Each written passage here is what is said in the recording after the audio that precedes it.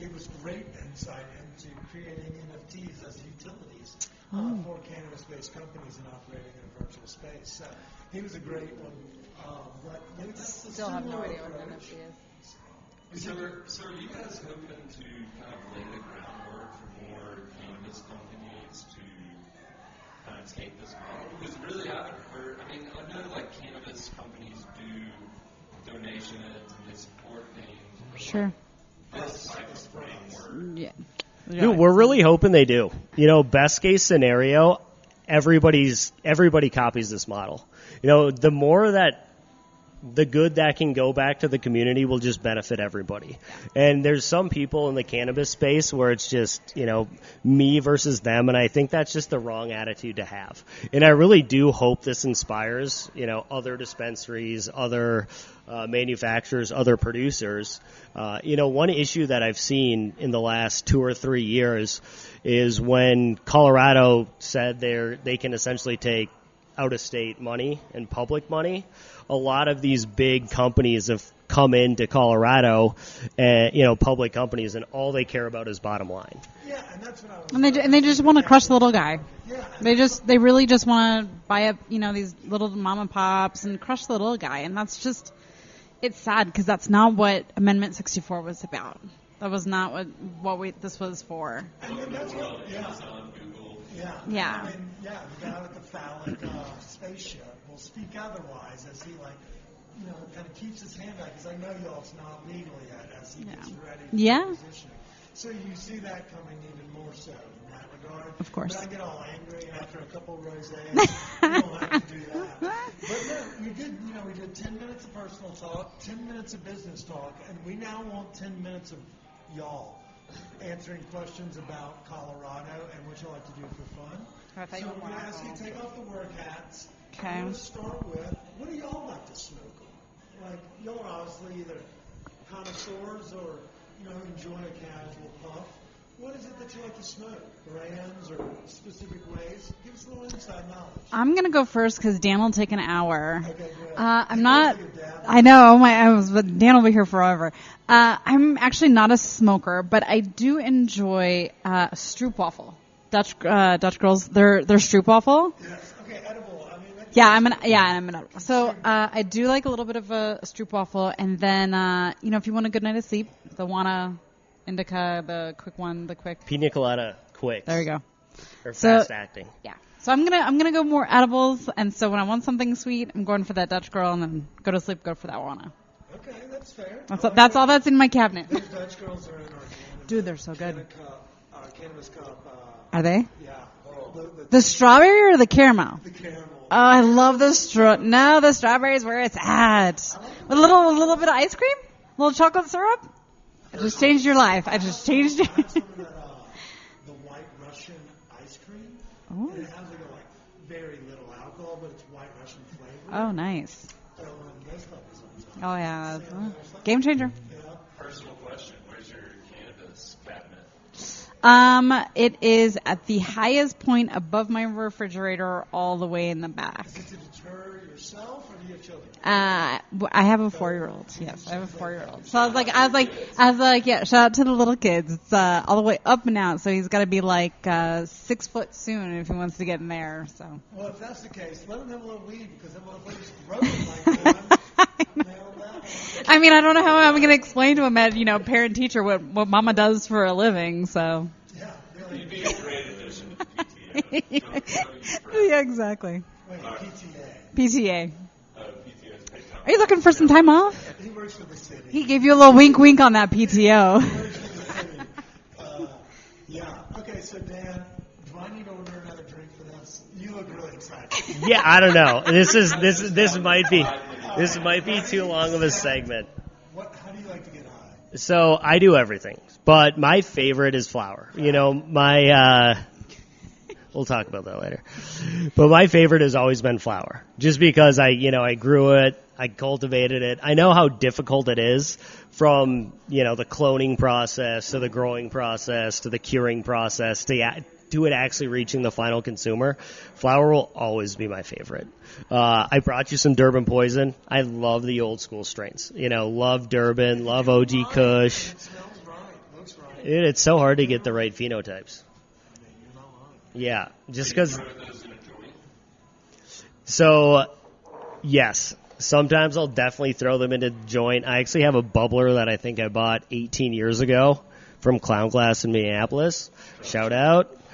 That I love. Free ad. He loves supporting small business. We'll play. Best pipes in Minneapolis. But I love my little bubbler. I've dropped it 1,000 times. It's staying strong. But that's probably I probably smoke 60% through that bubbler. But also, too, I love Living Soil. I think Living Soil's taken off huge in Colorado the last couple of years. You know, for me, it's all about taste. Like, I don't care about THC percentage, which is the most common thing we get asked at a dispensary. It's preposterous. It's like only looking for the beer that's like, high octane. It's like, why are you trying to drink double IPAs all the time? Like, you're not looking for a nice floral bed or a patio one day? It's absolutely pointless. So with dabs, with flower, all I care about is taste. Like that's, I'm not huge for the citrusy strains. Love a good OG, love a good diesel. Gassy? Love the gas. You like some gassy gas.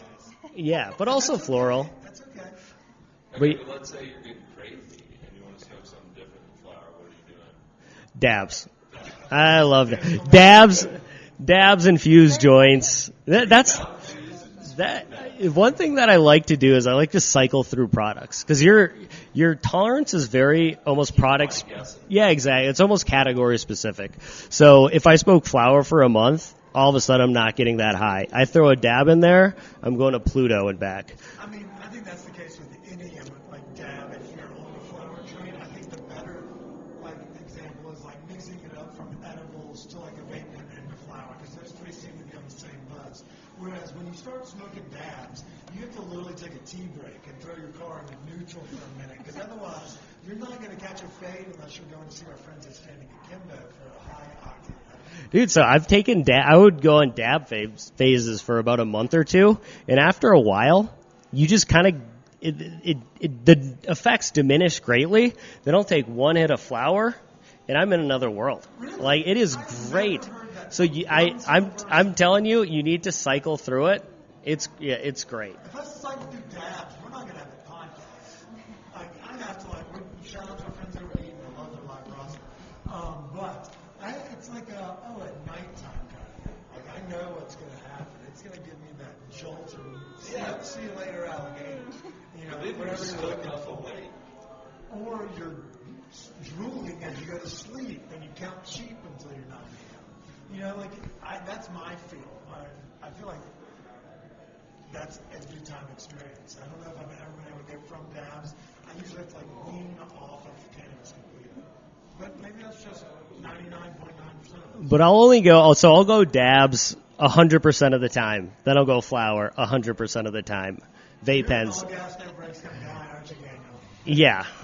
That's why I got into this business. I love doing it. So edibles, if you had one? Dialed in. I love rosin. I hate distillate gummies, which is probably 90% of the market. I think those are great. And I like the taste bud nighttime ones too. We were talking about nighttime ones earlier. I like the new C-Suite.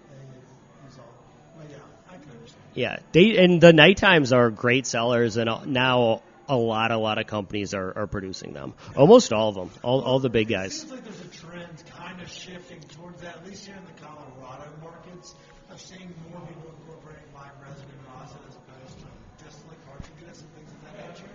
And I wonder if it's, because we've been nerding out in the scene for nearly 20 years of legalization and being able to play with the product, juxtaposed to we're from the South, so when Mississippi opens soon, are they going to be looking for those high octane products that we come to love, like the flavor profiles in a live rosin, or would they, is the wild distillate going to be king? So I think it's just customer education. Because live rosin and live resin and even CO2 oil over distillate, you get so many more of those cannabinoids, so you actually get the entourage effect. But I wonder, is everyone looking for the entourage? They're not. Or are some people looking for a fucking Skittle that also gets them, Yeah, so in general, they're probably looking for Skittles, but I've seen in California and in Colorado and the more mature markets, they're all moving towards the live rosin, just so, because when you strip out distillate, that's why I think indica sativa, especially with edibles and a lot of vape cartridges, it doesn't even matter.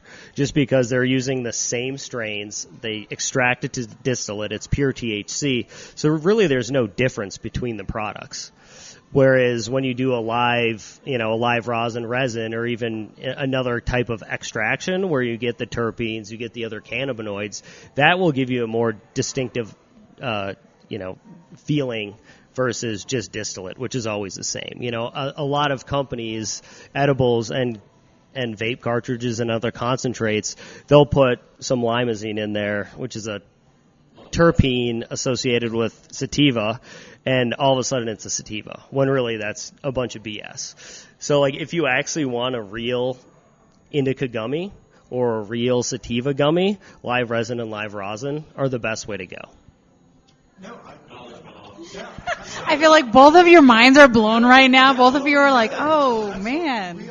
That's why you're starting to see this shift. I thought that was a perfect answer that we haven't been able to get out of fucking anybody. That's why it was such a great And I think, too, I think it's also, too, kind of going back to what we're saying, just an issue of supply. California's oversaturated, Colorado's oversaturated, which is why we see this huge push to rosin. And for the companies that are opening more out west, they're still dealing with supply issues. And, when you concentrate a rosin, it's going to be such a smaller percentage. So you really have to have that demand, because right now rosin in the East Coast is probably $100+ a gram, let alone an edible. So it's going to be hard to buy that. Wow. That's crazy. I love our friends that are Mountain Select as well. Love Mountain Select. Well, some of the best, probably the best Do you feel like you live just got rosin sold? I've had in Colorado. No, I'm glad that we finally got a straight answer out of somebody that, without having to punch down at something. That was well played. I like it. I ask that question all the time, and it's like they're all the goddamn same at this point. It's not actually what you're getting out of it. True. I appreciate that. That True. was a very nice answer. That wasn't very word hat off. Yeah. But, so we're going to bring it back to fun. Yeah. So Sher's a native. I am. So I am. Where do you go in for a happy hour? Where's your watering hole? Oh, wow. I mean, I live in southeastern Aurora. Okay. I live in southeast Aurora, and I actually love this. And the only reason I love this place is it's clubhouse on the golf course. But during COVID, when everything was locked down, this clubhouse didn't give a shit. You'd walk in there when everything was supposed to be locked down and shut down. This place was packed. No, it's So wait a second. Hold on, real quick though. Are you just walking up in the golf clubs and just going there? Well, I live in that area, and someone told me during COVID, they're like, "Oh, go there because they don't give a shit. Just go there." And I'm like, "Well, can you really?" And you walk in, no one's wearing masks. It was like COVID never really happened. So you would go there, and it was like a little bit of a break from the society of COVID. Yeah, and it was like a little bit of a break. And so now it's actually like you kind of got to know people. They let you take your dog, so we'll take our huskies there, and it's actually, and then Golf course is this? I'm telling you. It's so, honestly, I know it sounds lame, but it grew on me that they just didn't, it was great to have that break and watch sports, drink and watch sports, and you're like, life is amazing. And then, Do you ever walk in there with golf equipment or anything, or you just? Sometimes you wear sometimes a little collar on, maybe a little golf hat, a little clip. Right, a little tee in your ear. I found the biggest hack at the beginning of COVID. So I love eating out. That's my favorite thing to do. And I heard the only restaurants and bars that were open were at DIA. So I would I would book Southwest flights, go through security, cancel my flight, and just eat out, go to bars, and then I would just get my car, and it was eerie. Oh yeah, multiple Book times. Fake flights multiple just to times. go to security. Favorite restaurant out there?